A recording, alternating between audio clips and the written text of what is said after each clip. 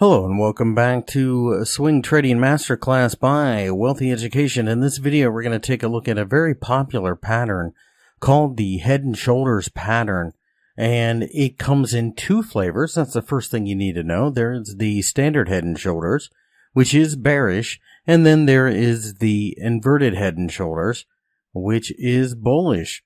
Now, a Head and Shoulders pattern is actually three attempts at a move higher in a head and shoulders pattern or lower in an inverted head and shoulders pattern.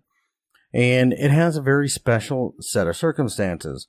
The first thing that you want to see in a head and shoulders pattern, which is a reversal signal for a bearish attitude, is that we've been in an uptrend, we've been rallying. Then you want to see price rally again, pull back as it typically does in an uptrend, rally again, showing signs of strength, but the third time, not make a fresh new high. Now, this is a bit of a warning sign that perhaps we are running out of momentum. Up to this point, everything looks fine. Here it looks fine. And then all of a sudden, the buyers don't quite have the same strength that they had had previously. Now, there's a shoulder here, a shoulder there, and this is the head. That's what the pattern gets its name from. There's also the neckline, which is a trend line that you can see will offer support on all three of these attempts at a rally. An inverted head and shoulders is simply going to be the exact opposite. The market is in a downtrend. It falls. It pulls back like you expect. It falls again to even lower lows, but this time it can't quite make it all the way down. Again, you would have a neckline, the shoulder here, the head here, and the shoulder there. The neat thing about the head and shoulders pattern is, and this is true with both head and shoulders and inverted head and shoulders, is that you can take a measurement from the highs of the head down to the neckline, and on a breakdown below that neckline or a break up above this neckline, you take that measured move, and that is your desired target. You just simply put your stop loss on the other side of the shoulder once you break out. So let's take a look at a few examples. In front of you, I have the 1 hour Apple chart, and you can see that we had gapped lower and then started rallying. Well, notice we get a higher high, an even higher high, and then this time we kind of run out of momentum. You can draw a line here for the neck. You measure to the head and you try to figure out, how far can this go? Now, we broke through. This is an uptrend line, first and foremost, but it is a lack of momentum this time. So you put your stop here above the shoulder. Once we break down, you're looking for a move of about $7 or so.